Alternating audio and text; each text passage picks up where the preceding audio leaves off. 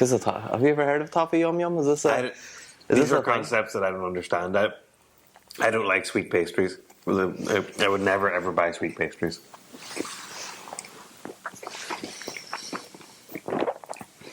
Toffee yum yum's fucking good, man. It's good shit. It's like, it surely isn't a local pastry, because you know what?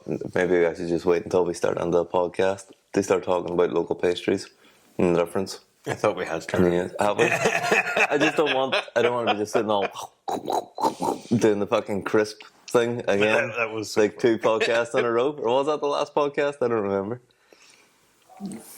No, it was the last podcast. No, it was like 2 podcasts ago. Okay. Well, maybe that's not so bad.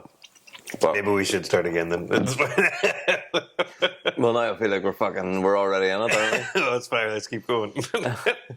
But, so, but yeah, like local pastries, we've already had this conversation. Like, even as far up the road as Belfast, they have different like pastries than what we do. It's so wild. Like whenever they say a turnover, they have an apple turnover, whereas we don't say that an apple turnover is a turnover. That's offensive. Our turnover is like icing and jam, and it's a lot more council estate than the apple turnover. You know what I mean? Apple turnover is like a little bit hoity-toity to me. It's like, you know, overlooking the gardens, with my apple turnover, you know, and a tiny cup of tea. I think it's quaint more than hoity-toity. I don't know. It's not like a slice. It's not like a slice of apple pie. It's not like wholesome. It kind of is. Like in concept it is, but in execution it's not. Okay, I think it means a different thing societally than what a slice of apple pie means if you get an apple turnover. Do you know what I mean? In Derry at least. Maybe not in Belfast. I just love the idea of these like big swanky parties, and, you know, with caviar and apple turnovers. No. You don't know how the upper echelons. You don't know how they look. I don't even know how they sound, the fucking word of it. But but no, like apple turnover is like, you know, like afternoon tea with an apple turnover, and then, you know, caviar and fucking, you know, watching the dogs chase peasants in the evening. It's not, you know, it's 2 completely different vibes. They know how to do the vibes, so you will give them that, you know. They do. It's not, we're quite a homogenous vibe type of people. You know, it's like we get up in the morning and we just have the same vibe the whole day long. And they just vibe. They have costume changes and all sorts of shit. Costume changes. I know, but it's just such an absurdity, isn't it, in my head? And then the other, like, just quickly getting back, I'm sure nobody gives a shit apart from me at this point, but I feel like I just have to complete the thought. But but just the other 2 major like pastry differences between Belfast and Derry is there's a Belfast bap and there's the Derry muffin. So the Derry muffin is like a normal, not like muffin like an American muffin, but you know, like an English muffin. But it's completely fucking burnt. Yep. On the outside, the one. Which is fantastic, I think. Yep, I enjoy it. But I can see why people would think that it's a fucked up muffin. But it's like burnt in a really, it's like in a how do I put this? It's burnt in a way that it's skillfully done. Do you know what I mean? It's not what you're imagining if you've never had this, where it's like flaky and, you know, black in that way. Yeah. Would you call it the Maillard reaction? Is it the Maillard reaction? I don't know who Maillard is. I don't know who he is either. But I'm pretty sure that there's a reaction called the Maillard reaction in cooking, where it's like whenever things start to brown, you know, when things start to brown and go good, like, you know, whenever you see something and it's like, you know, cook it until it browns. Yeah. Pretty sure that's called the Maillard reaction. There's probably a much better explanation than that. And and dairy muffins, they get cooked until they're fucking black, so it's probably not the Maillard reaction. Now that I'm thinking about it, it's probably just burning it. You just burn it. But again, it's not. But it's not like it doesn't burn the way you expect, like my toast would burn, for example. Yeah, I think it is. It's not. I think it is. It's smoother. Like the finish is smoother, but it's like, I think that's just like how the crust of toast burns. Okay. And which is on to the second thing then, which is Belfast Baps. Is that also burnt? I think the Belfast Bap, if it's not burnt, it's really fucking crusty on the outside. It's hard, isn't it? Yeah, It's it's hard as fuck on the outside. You know? You wouldn't start it. No, you would start it in Belfast ones. Like.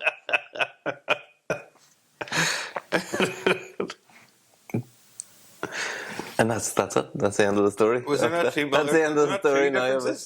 I thought there was another pastry difference that you were going to tell me about. What do you mean? That's the two of them. The dairy muffin and the Belfast Bap.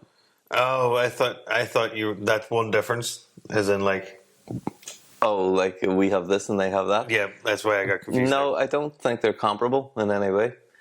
But yeah, okay. Like soda bread is a thing. But in Belfast, soda bread is much more of a thing than what it is up here. We don't really care about soda bread that much up here. We be No, you're right. Potato bread people. Yeah, but I soda bread's a funny one, you know, because I never considered this. I thought it was just the way I live my life that I wasn't exposed to soda bread until late teens. I want to say. Yeah, whenever you went out of dairy for the first time. Yeah, but then like now I've got like. It was like, oh, do you want a full soda? You're like, what? Yeah, exactly. It was a full soda. I actually remember I ate. In full disclosure, I ate a lot of sausage baps and sausage related activities, just to give you the joke. But I remember the first time having a soda sausage sandwich, and like, did you have to look at me so weirdly when you opened the can?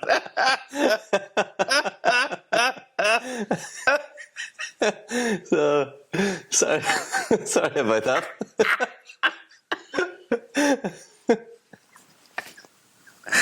Oh my god! But like a soda bread sausage sandwich is like it's like impossible to eat.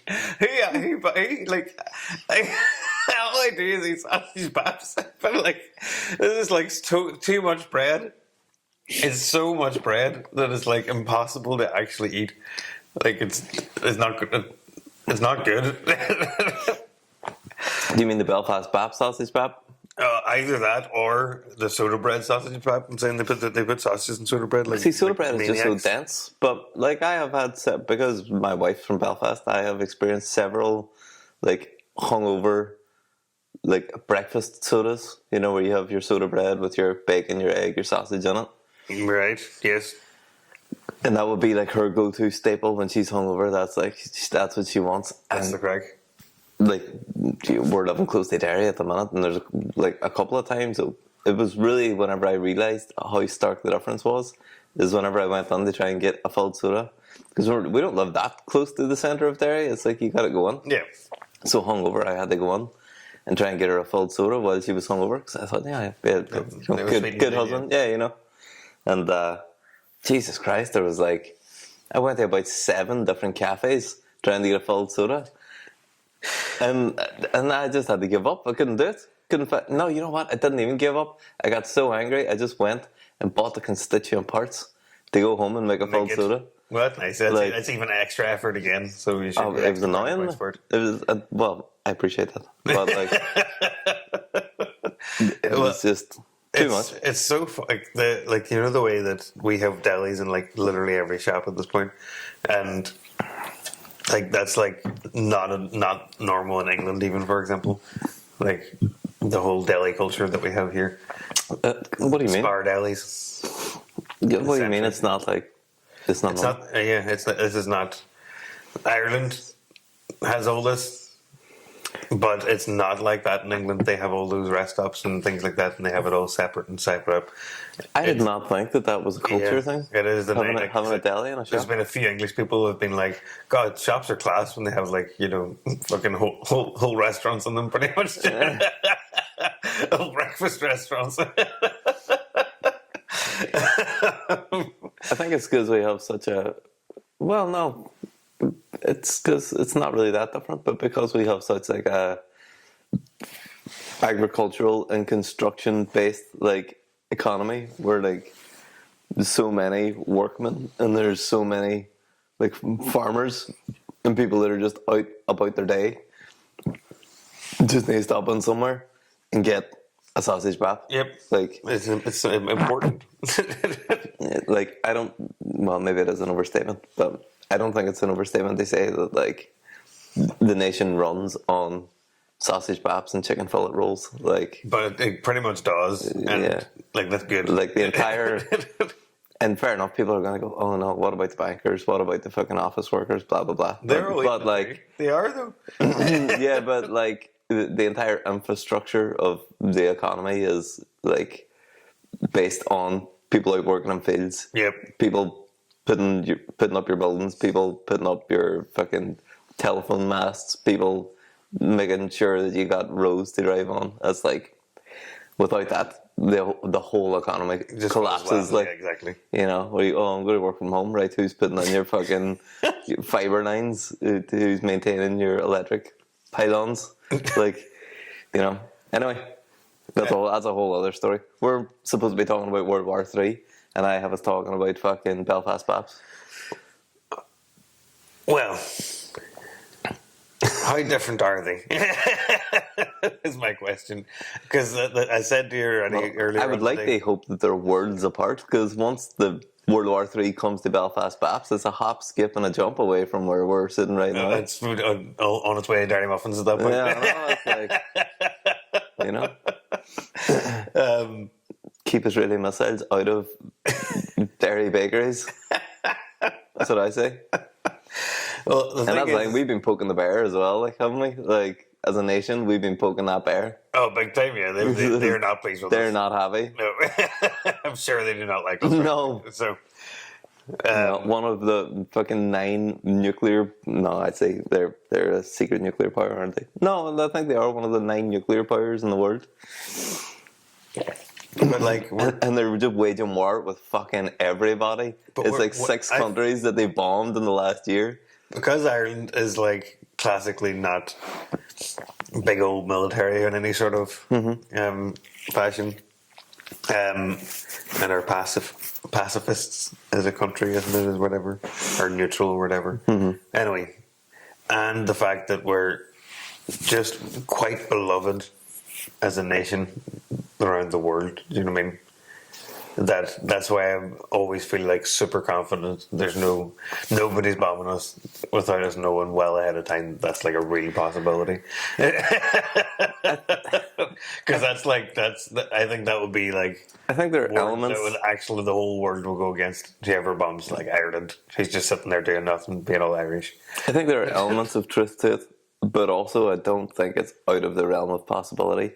Especially when you got these fucking... like, the last week watching... Like, and I don't want to... This isn't going to become a political podcast, but like, specifically watching, like, Israel go bomb the shit out of another country, like, make the first strike, bomb the shit out of the country, and then being like, oh yes, this country is a bully. You're like, are you fucking demented? And all, like, America standing up behind them going, yeah, it's terrible, you know? We need to put a stop to this country that's being bombed from being a bully. And you're like, what the fuck are you talking about? Like... I find it impossible to understand at all how there's like sides. Do you know what I mean? and then they're saying, oh yes, but this conflict extends beyond whenever Israel dropped those bombs. And it's like, well, you didn't say that whenever it was the other way around, and it was like people from Gaza bombed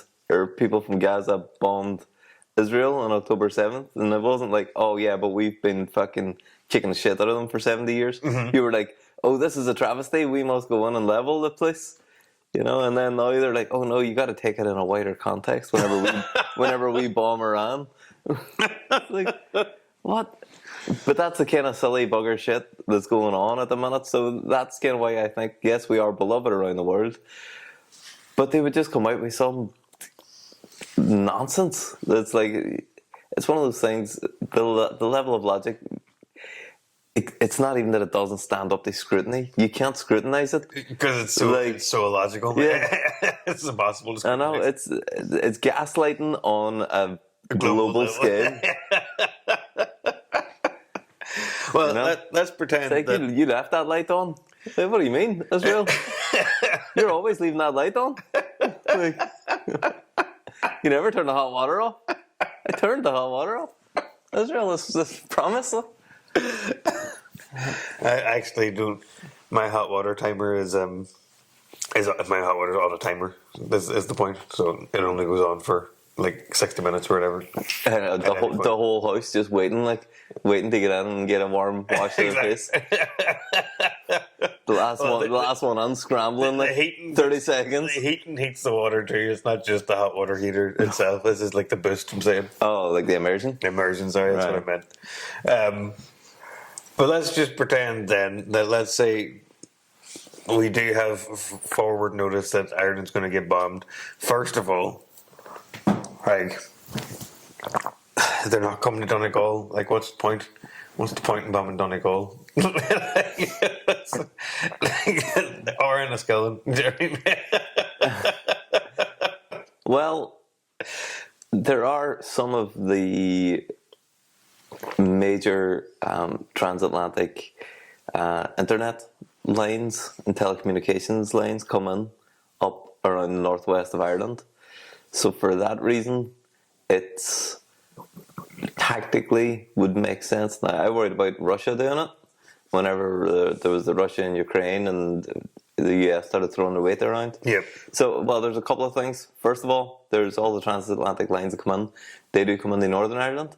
Northern Ireland is part of the UK. UK is a part of NATO. If you attack Northern Ireland, then all of the other NATO countries are obliged to come to its defence. Donegal is in the Republic of Ireland. The Republic of Ireland is not in NATO. And anybody who wants to launch any kind of attack on Europe, the best foothold they could possibly have to take over land without triggering a response from NATO would be to attack the Republic of Ireland and take that over and use that as their launching off base for any potential attacks, or they have any kind of stranglehold on any European country.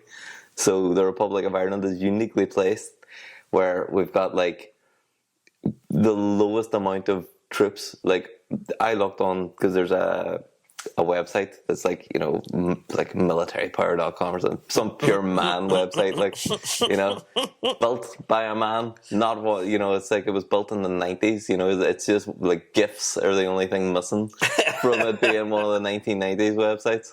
But but it's like it gives you the rankings of, you know, all the air power, the land power, the sea power, how many vehicles that they have, how many active troops, how many reserve troops, all this kind of shit. The economics of the country, and it ranks every country, or not every country, it ranks like 147 countries out of like the 200 and whatever countries, 205 or 207 countries in the world. So there's like 150 countries there, and Ireland is like 120th. and like it's and some of the fields were dead last. Like Jesus. A lot of the stuff when it comes to like you know, vehicles and like fighter jets, zero. We're dead last. You know, it's like there's a lot of stuff like that. Basically, if any country, and the fact that like the civilian population is completely defined as well, it's been completely illegal for us to own any kind of weaponry for so long that most people would balk at the idea of having to like defend themselves or use a weapon. Yeah, no, they feel like it's distasteful, you know. It is because we've, well, there you go, exactly.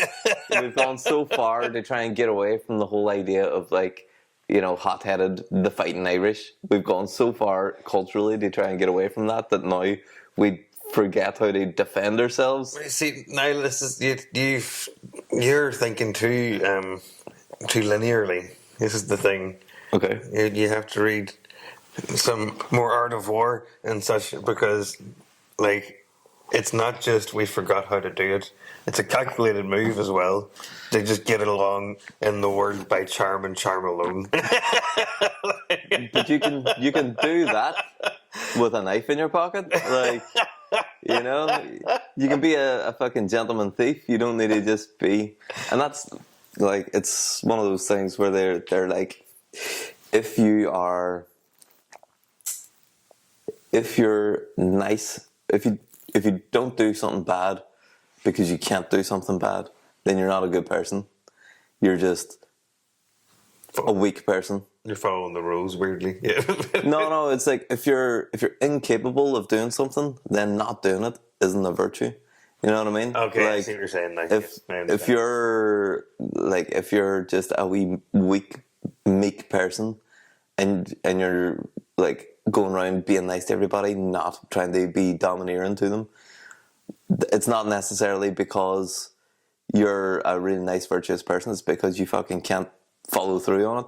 Whereas if you're a fucking animal, like if you're a fucking like psycho, or you like, you know, you could fuck somebody up if you had to, but you choose to be nice to everybody, and they have a really long fuse, and they try and diffuse every situation, and then you are legitimately a person of virtue, because you could fuck shit up, but you've decided not to. You know what I mean?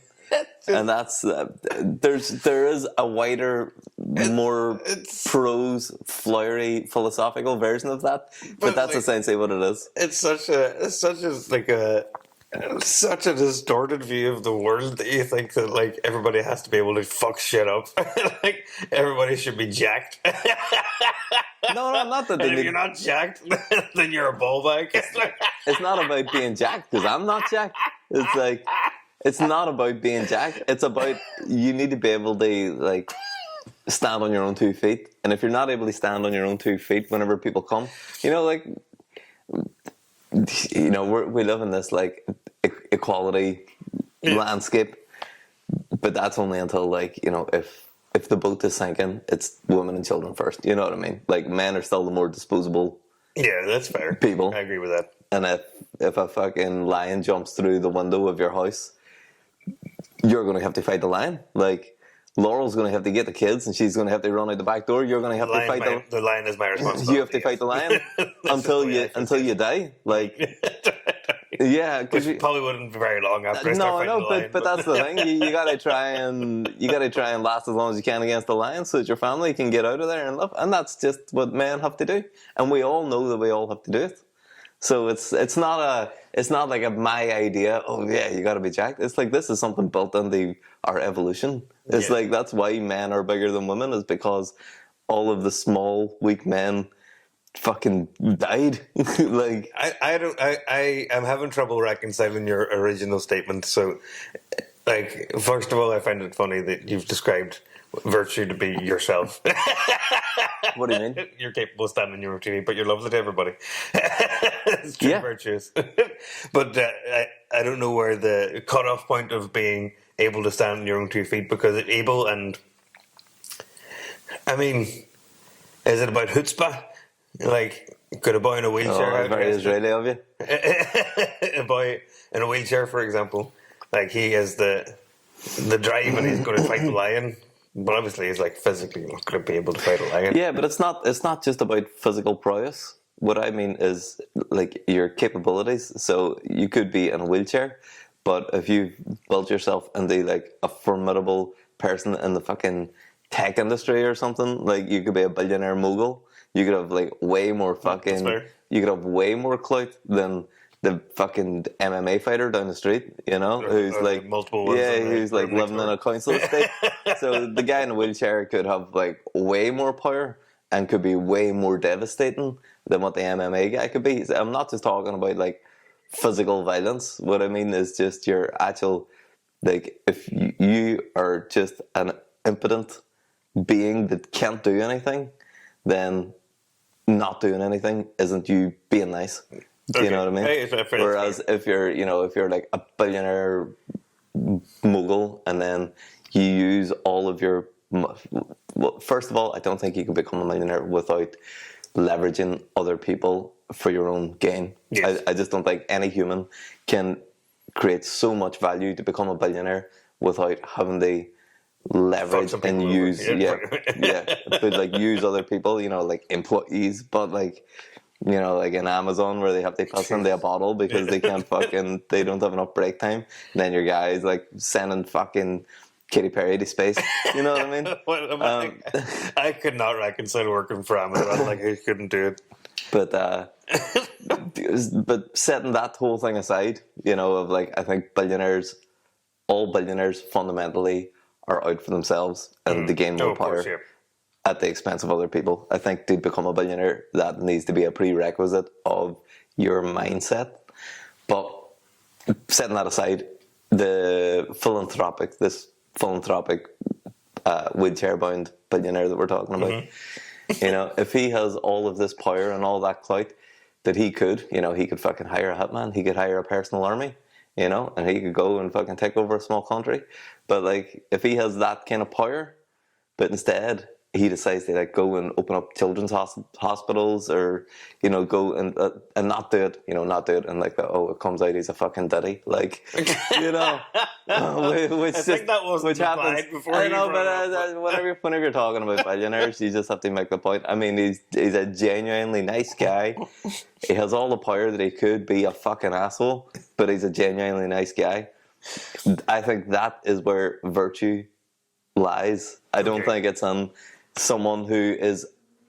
I think if you're a really nice guy, but you have nothing to back it up, like, you know, if someone's being a fucking asshole to you, you can't back yourself up. Okay, well, then, so, yeah, I understand. Then that, if you're a nice guy there, then I don't think you are a nice guy. I think you're just a meek, weak person. Do you know what I mean? Was there not a whole Jesus thing about the meek will inherit the earth or whatever? Something along those lines? Yeah, I know, but that's fucking stupid, isn't it?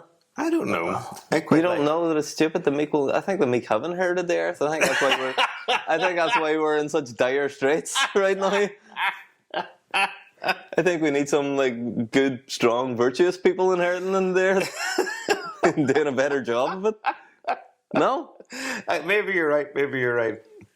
I just have a soft spot for the meek. You know what I mean? Like, I don't see that necessarily. But you should have a soft spot for everybody. Should have a soft spot for the meek, because if there are people who need taken care of, you should try and help them if you can, for sure. But it's being the person who can help them. You need to be strong. That's fair. And that's where virtue comes from. That's where virtue comes from. I think meek people can have some virtue of their own, but maybe it's just not in the same vein. That's true. That's true. But I think it's it's hard to explain. Maybe I need to sit and ponder it a little bit more. It's okay. But yeah, I think that you are right. You know, it's not like just because you can't fucking back shit up, if you're being nice, it means that you're just a piece of shit that's just trying to. It doesn't mean that you're like smarming your way, you know, like a little worm smarming your way through life just because you're weak and you're trying to manipulate people. I don't necessarily think that that's the case. I think you can have people who are just genuinely nice, good people, but unfortunately they just don't have a lot of clout in the world, and that happens. And I would say we probably are those people as well in the grand scheme of things, you know, if you look around. But it's you know, I certainly can't enforce a whole lot of change in the world. Well, you've never tried.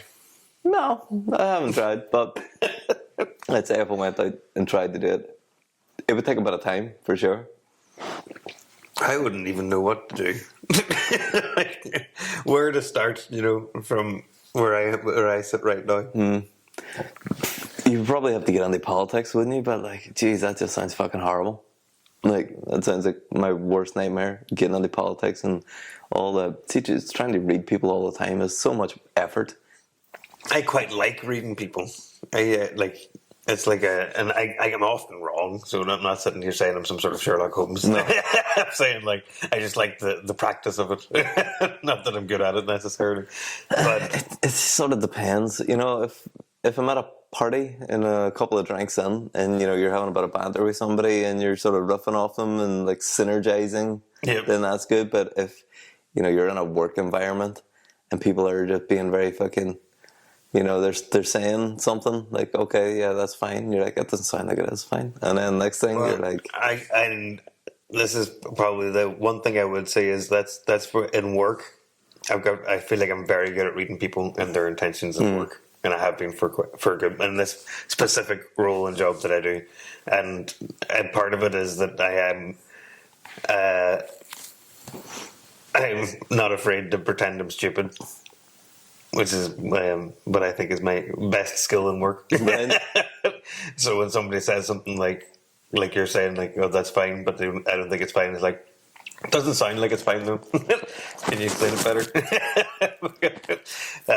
I call that shit out so quickly and so easily, and everybody appreciates that at the end of the day, because if it gets solved, I don't have anything hanging over my head at the end of a work day nearly any time. Do you know what I mean? I think it's a great way of just in life going through these things as well, because like there's so much of, I'd say 90% of conflict is misrepresented expectations, where people are like, doing something either together, or somebody has one part to do and another person has another part to do, but the expectations of what's inside the remits of those parts are different.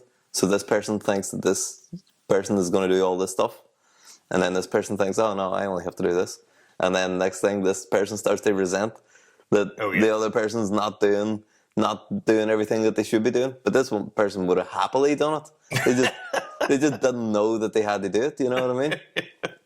So I think a lot of it is that, and a lot of times whenever you hear people arguing, it's like they're arguing over the same fucking thing. Like, you hear people and they're getting really worked up, but they actually think the same thing and they want to get to the same end point. Yeah, but they just were confused with what the other person meant whenever they said it at the start. It's okay to be confused though, but it's the pride part. It's the people have so much pride of being right.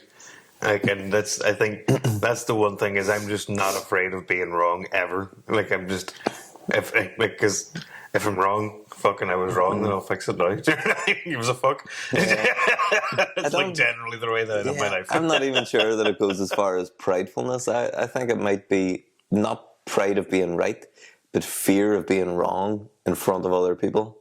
Like, especially in a professional fear environment. Of embarrassment. Yeah.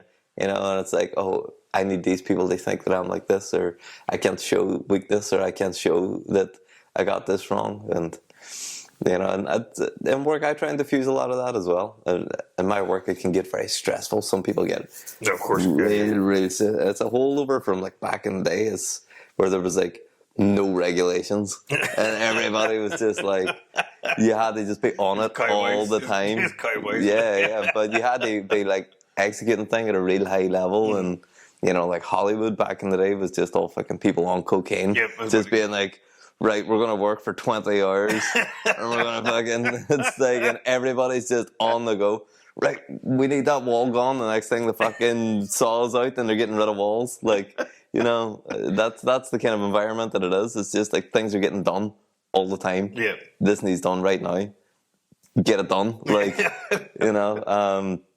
so going from that, and there's a lot of like, in special effects, a lot of like ex-military people that come into it and stuff. So you kind of have that like regimental thing. So you can get yourself really worked up, and you sort of lose sight of what you're doing sometimes. You're like, we're losing sleep. Your family is fucking on the brink of splitting up. You haven't seen your kids in a year. Like, these people are just fucking playing pretend. Like, they're just playing pretend in front of a fucking camera, and our lives are like falling apart around severely impacted, just trying to make this all happen for them. Like, they just made up a story and they're playing out. It's like something 5-year-olds did, like out in the street. And then this is our industry, and you've gone fucking grey and starting to lose your hair with alopecia because of the stress of it. But the thing that I kind of find funny about it to me, and this is going to sound really stupid, and the thing that I always think about is that, like, you don't even like quite a lot of the things that you work on. No. So, like, there's I think that's an extra level of, like, Like, your life's falling apart for something you don't even fucking care about. Like Yeah. at the end of the day, the end product you don't even like believe in or care about. It's just the act of doing what you're doing. But the thing is that you fall in love with the act of doing it as well, which is that Exactly, sounds that's what I'm strange, saying, but it's like like- you take so much pride in the little part that you're playing, and it becomes a microcosm of like an art form in itself. It is though. It's That so like apprentice. yeah, and everybody has their own little art form that they're doing, and it's all coming together to make this piece of trash. Yeah. Like these. So you thought I was going somewhere else. I was like, yeah, wait a second, trash.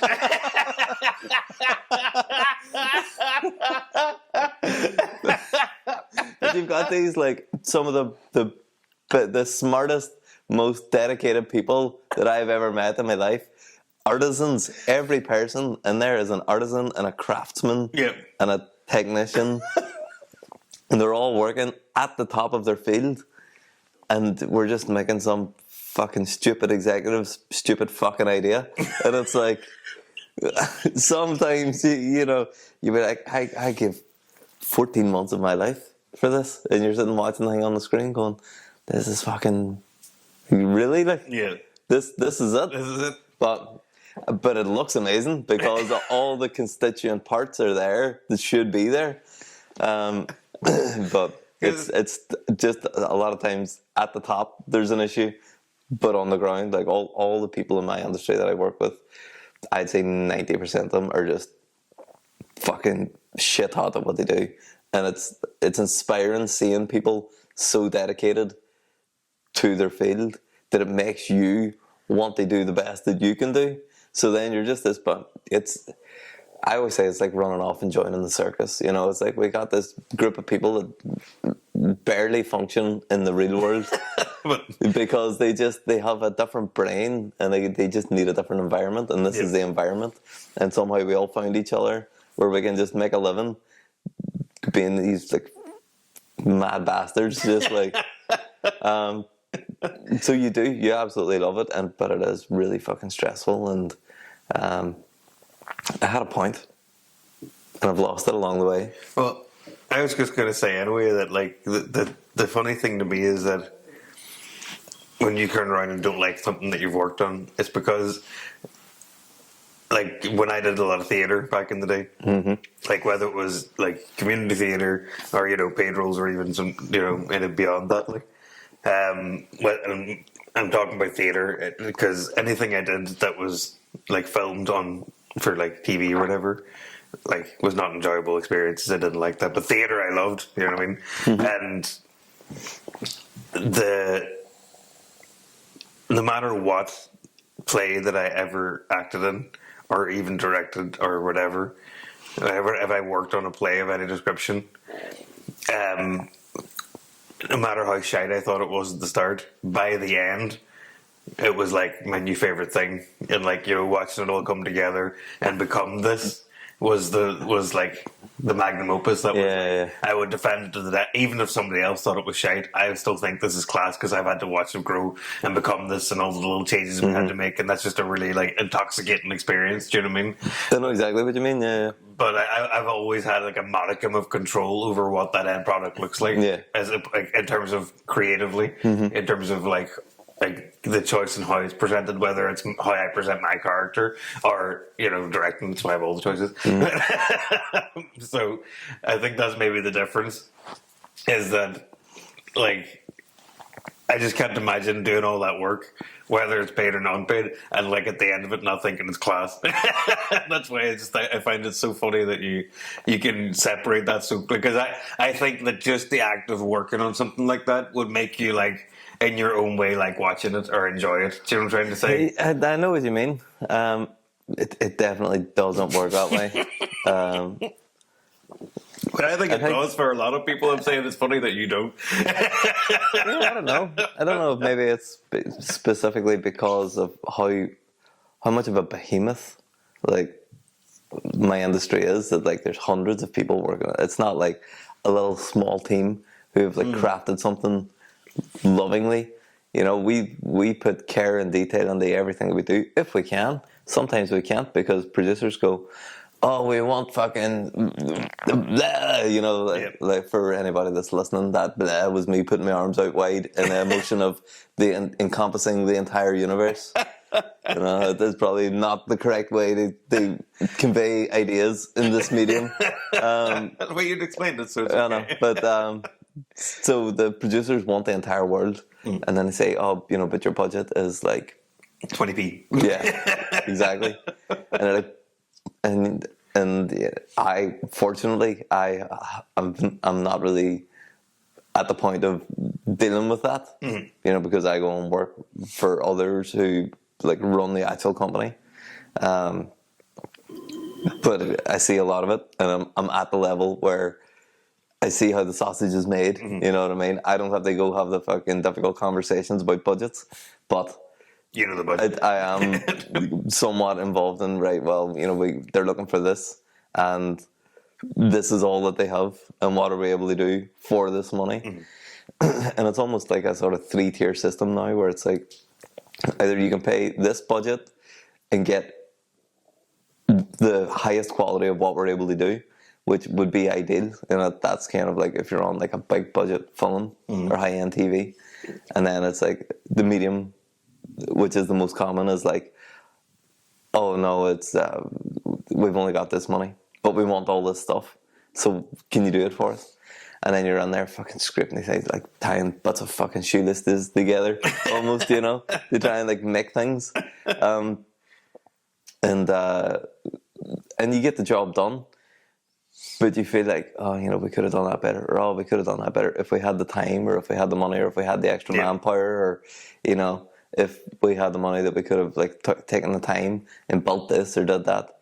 And then like some of the supervisors I work for as well, like they give so much of their time for free, you know, on these smaller jobs where it's like, you know, you're on in a day here and you're in a day there, but they'll maybe spend 2 or 3 days, you know, sitting working through all the paperwork or doing all the planning or going and, you know, buying, purchasing all the stuff and all these wee things that you got to do that should be on company time. Yeah, they should be. That they are just doing for free, so that then once we actually get a paid day, that we can just go in and just hammer out everything really quick. Yeah. So it's, in a lot of ways, it's productions very craftily getting free labor from a lot of people by not giving them the resources that they need to get the job done, but still asking for the job. Tale as old as time is people exploiting the creative workers because it's the love of the game that they do it for realistically, and but they still should be getting paid for it. Yeah. Like, that's the bone. But like, it's so exploitable. It's so easily exploitable. And don't get me wrong, we are very privileged. You know, it's a good industry to be in. It used to be a great industry to be in. Now it still is a good industry to be in, but it's definitely kind of, you can see the fall of the empire, kind of, you know. But it's I absolutely fell in love with it whenever I kind of came in thinking it was going to be a means to an end for me to sort of make money doing like sound engineering type stuff, and then I just fell in love with special effects. You know, I was just out. I was working on Game of Thrones at the Battle of the Bastards, and I kind of still had it in my head that I would just sort of work in special effects until I could get into the sound department. Yeah. But in Battle of the Bastards, we were there. I think we had like 400 extras, all running around, you know, fucking fighting each other's swords and shields and all. And then we had like 60 stunt guys on horses, all riding around on horseback, and then we were down in the thick of it, just with you know, big buckets and shit kickers, which are like these kind of like pneumatic cannons, and just filling it with like cork and peat and fake blood and stuff. Yeah. And just hitting a button and that's getting fired over the top of the camera, you know, so all the stuff is all chunks falling down through the camera and blood flying across. And, you know, loads of it just with buckets and, you know, pet scoops and just with the same mixture, which we call mukti. And it's fucking like scooping it up and just fucking it over the top of all the actors, so it's all just flying around through the air, and you know, all the fucking smoke billowing through, and like all the snow dressing, and I was just having a fucking great time, and every take we were just laughing, and just covered in dirt, covered in fake blood, and then I looked over at Simon, who was the boom operator, and he was like, real serious at the edge of the battlefield, like running full pelt, trying to keep up with like the horses, to try and get the sound. Like he was having a really hard day, and then you're just throwing shit around, literally. just having a fucking great time. He was like sweat tripping off him, running up and down, and then his trainee, running after, bashing his cable, like trying to make sure that the cable doesn't get caught, and then Ronan was the sound mixer. He had his like little sound desk with the parasol over the top of it to try and keep off the elements, and he was sitting real serious, trying to get all the different sound of all it, because there were so many different actors and they were all in the fray and so many things going on, and all of our fucking special effects is a very noisy department as well. So we have like machines in the background, or like we're driving up and down in pickup trucks, with big smoke machines on the back, and all these things that are all like irritations to them, and it's just us having a fucking great time on set, and I was just like, because I came from like sound engineering and film, or not in film, in recording studios, and doing live sound at gigs and stuff like that, and I was like, hey, you know what? This kind of looks more fun than being over in the sound department. And maybe I'll just see how this pans out. And never look back. It was like over a decade now of my life that I'm doing special effects instead of sound. I know we got this little. You still do sound. I don't really. Hobby, at least. Yeah, I mean we got this little space now, so we're going to have to do more. We'll get the EP done eventually someday. It's going to happen. It's going to happen. So yeah, I was going to talk about World War III, and now we're talking about work. I'm actually not allowed to talk about World War III at work. What? Is that one of the laws? No, it's so this new job that I started this week. A lot of the guys I've known them for 10 years that I'm working with. So I've been limited. There's only 3 times every week that I'm allowed to mention about AI coming and destroying our industry and taking our jobs. And then the World War III, that's like, shut the fuck up now. So and I'm not a negative Nancy. It sounds like I am the way I'm describing it. You're not, though. I agree with that. But I think it's just the fear inside them. The fear inside. They don't want to hear about it. They want to keep their head in the sand, man. Is it just meek, are they? Yeah, they're meek. When something comes, when the tiger jumps on the window, you got to face it head on.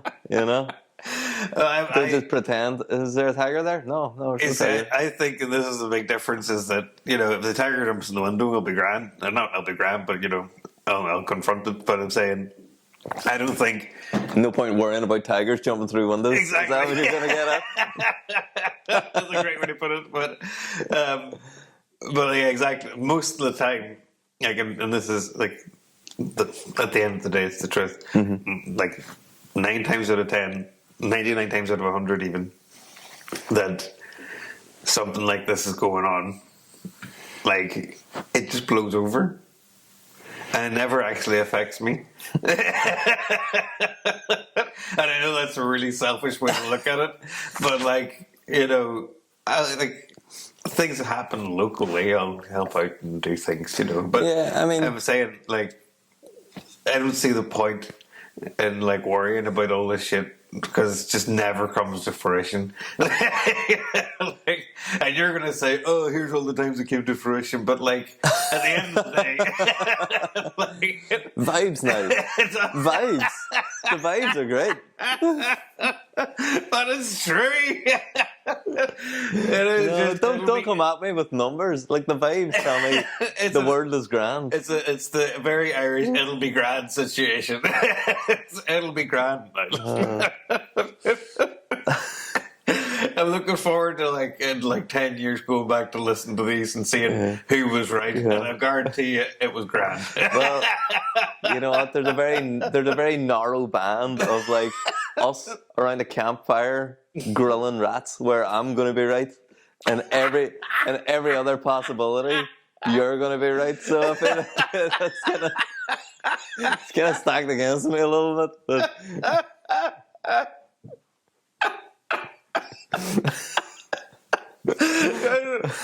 Is rats the most economical way for us to eat in that scenario?